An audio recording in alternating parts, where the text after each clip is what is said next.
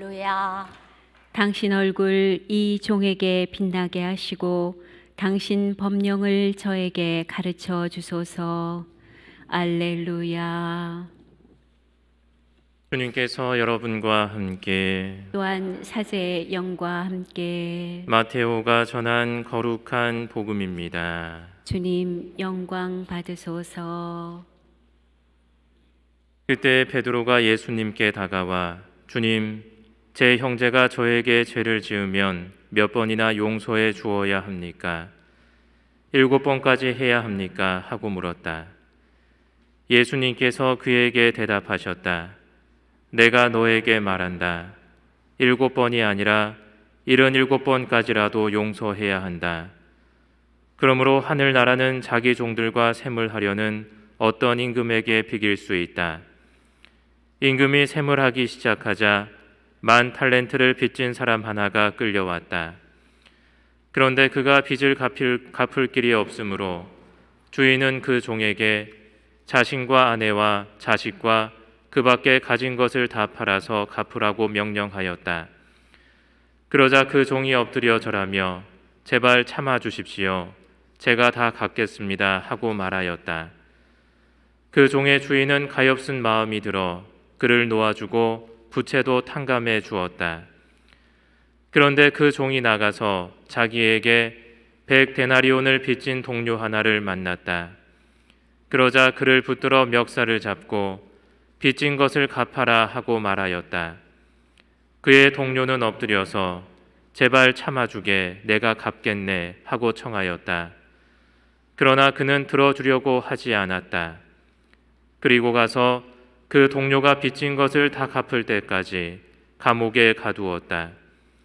동료들이 그렇게 벌어진 일을 보고 너무 안타까운 나머지 주인에게 가서 그 일을 죄다 일렀다. 그러자 주인이 그 종을 불러들여 말하였다. 이 악한 종아, 내가 청하기에 나는 너에게 빚을 다 탕감해 주었다. 내가 너에게 자비를 베푼 것처럼 너도 내 동료들에게 자비를 베풀었어야 하지 않느냐. 그러고 나서 화가 난 주인은 그를 고문 형리에게 넘겨 빚진 것을 다 갚게 하였다.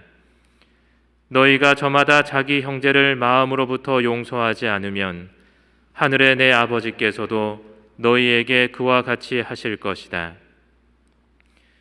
예수님께서는 이 말씀들을 마치시고 갈릴레아를 떠나 요르단 건너편 유다 지방으로 가셨다. 주님의 말씀입니다. 그리스도님 찬미합니다. 평화를 빕니다. 평화를 빕니다. 예, 오늘은 성녀 글라라 기념이라고 되어 있는데 저희 수도에서는 축일로 지내고 있습니다. 오늘 축일 맞으신 분들 계세요? 손 한번 들어보세요. 야, 많으시네요. 박수 한번 주시면 축하드립니다.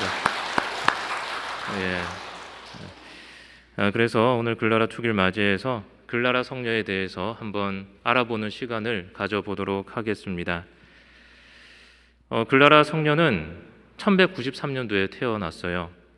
아시시의 귀족 가문에서 그것도 상류 귀족 가문의 이제 파비론의 경이라는 파비론이라는 이름의 사람의 맏딸로 태어납니다. 글라라의 어머니가 참 신신 깊은 사람이라고 합니다. 그래서 첫 아기를 가지게 된 후에 염려가 되어서 성당 십자가 앞에서 이제 간절히 기도를 하는데 어느 날 이제 목소리를 듣게 되는 것이죠. 두려워 마오 부인 머지않아 온 세상을 환히 비출 빛을 아무 어려움 없이 낳게 될 것이요 라는 목소리를 듣게 되고 그리고 딸을 낳은 후에는 딸의 이름을 빛을 뜻하는 상기시키는 이름인 글라라라고 이제 짓게 되었다고 합니다. 그래서 글라라는 어렸을 때부터 어머니로부터 신앙의 기본 교리와 기도를 가르침을 받게 되고 또 어머니를 또 본받아서 신심 깊은 아이로 자라나게 되는 것이죠. 어린 글라라는 자신이 오직 주님만을 위한 기도와 보속의 삶으로 부르심을 받았음을 어렴풋이 느꼈다고 합니다. 하지만 이제 프란치스코 성인을 만날 때까지는 이것을 어떻게 삶으로 살아야 될지 어떤 구체적인 방법을 알지 못했다는 것이죠. 그래서 하느님을 찾아 헤매던 글라라는 이제 부모님께서 이제 결혼하라고 이제 했는데, 어렸을 때부터 이제 귀족 집안이니까 그렇게 뭐 약혼도 하고 결혼도 하라고 이렇게 했겠죠. 그런데 이제 그런 결혼 권유를 거부하면서 하느님을 위해서 자신의 동정을 지킬 것을 밝히게 되는데, 글라라는 부르심에 관련해서 자신의 성소와 관련해서 자신의 유언에 다음과 같은 글을 남기게 됩니다.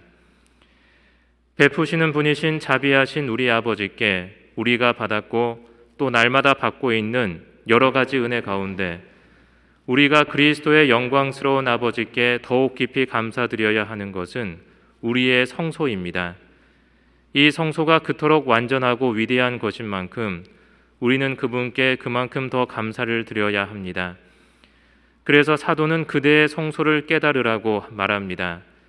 하느님의 아드님께서 우리에게 길이 되어 주셨고 그분을 참으로 사랑하고 본받은 이셨던 우리 사부 프란치스코께서 말과 모범으로 이 길을 우리에게 보여주셨고 가르쳐 주셨습니다. 라고 유언에 쓰면서 자신이 이제 프란치스코에게 많은 영향을 받았다는 사실을 이야기를 하는 것이죠. 그래서 1209년에 2년 봄에 글라라는 루피노 성당에서 프란치스코의 설교를 듣게 됩니다. 1209년이면 16살 때죠. 16살 때 프란치스코의 설교를 이제 듣게 되는데, 기사 지망생에서 회계자가 된 프란치스코는 아시시에서 유명한 이제 사람이었겠죠. 왜냐하면 그 동네에서 옷도 벗고 다 했잖아요. 그 프란치스코 성인의 이야기에 대해서는 잘 유명한 거는 잘 아시죠? 모르시는 분도 계시는구나. 하여튼 같은 동네 살았습니다. 이 프란치스코랑 글라라는 같은 동네에 살았기 때문에 그래서 한 나이 차이가 한 12살 그 정도 나는 것 같아요. 성인과 프란치스코 성인과 글라라 성녀 나이 차이가 그 정도 나는데, 이제 16살 봄에 루피노 성당에서 프란치스코 성인의 설교를 듣게 되고 1210년 글라라의 사촌인 이제 루피노가 프란치스코의 형제에 가입을 하고 글라라는 드디어 프란치스코와 이제 만나게 되는 것이죠. 영화를 보면 더 일찍 만났다 뭐 그렇게 나오기도 하는데, 제가 본 영화 성인들 영화 중에서 글라라가 제일 예뻤던 것 같습니다. 감독의 배우를 잘 썼어요. 그래서 이제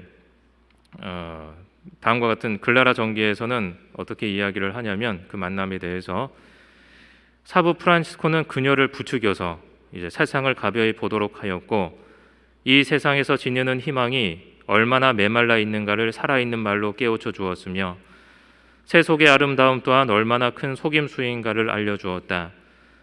그리스도의 정배됨이 얼마나 향긋한 일인가를 그녀의 귀에 속삭였고, 사랑이 인간이 되기까지 하신 복된 배필을 위해서 진주 같은 처녀의 순교를 보존하라고 설득하였다라고 이제 글라라 전기는 이야기를 하고 있습니다. 글라라는 이제 부모님 몰래 프란치스코를 여러 번 만나게 되었고, 이제 자신을 하느님께 온전히 봉헌하기로 마음을 먹게 되었습니다.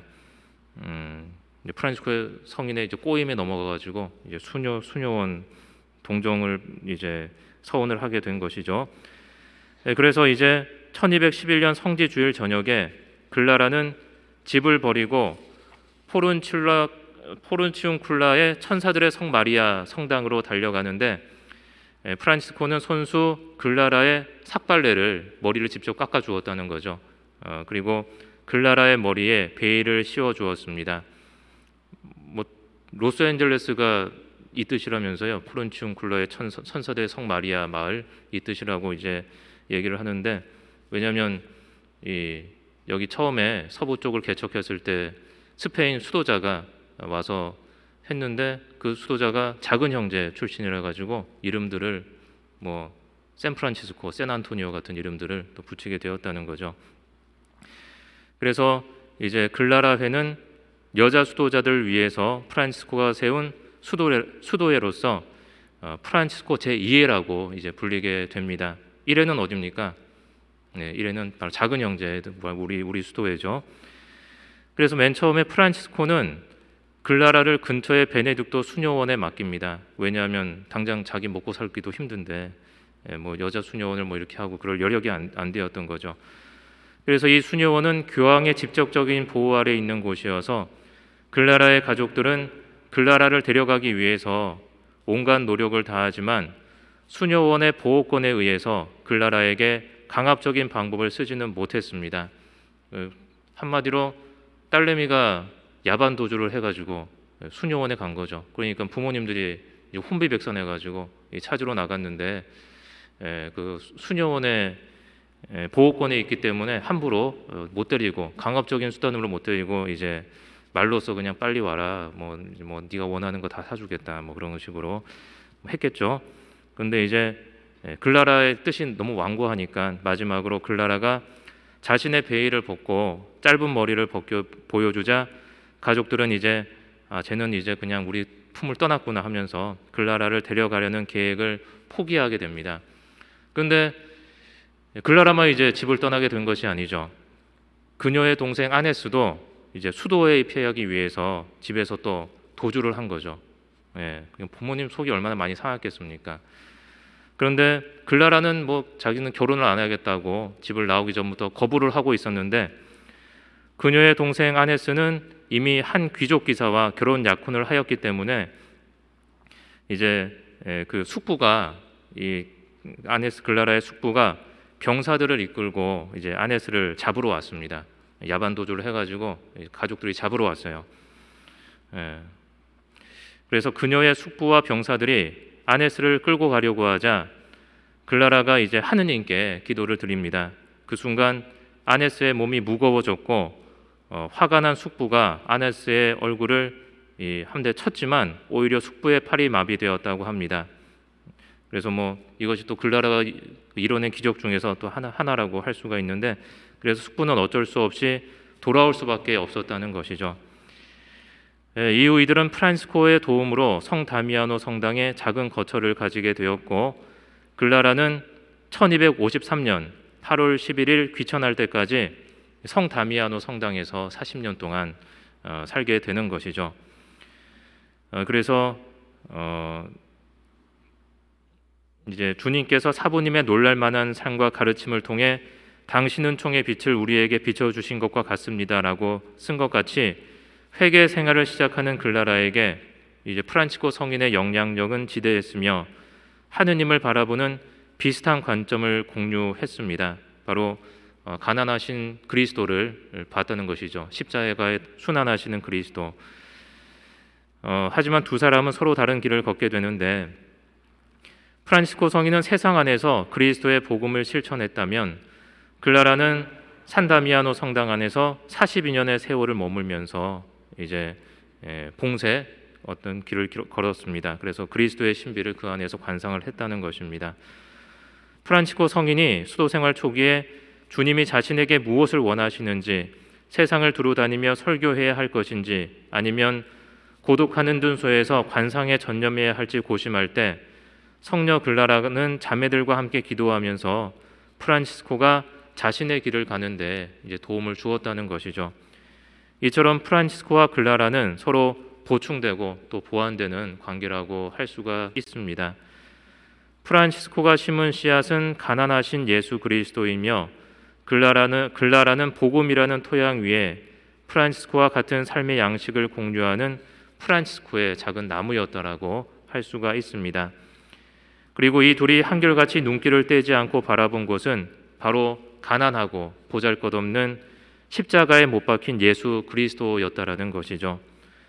오늘 글라라 축일을 맞이해서 글라라 성녀의 삶을 묵상하면서 나는 어떻게 이 세상을 살아갈 것인가, 하느님께서는 나를 어떻게 부르셨는가 하는 그러한 우리의 성소도 같이 생각하는 시간을 가졌으면 좋겠습니다.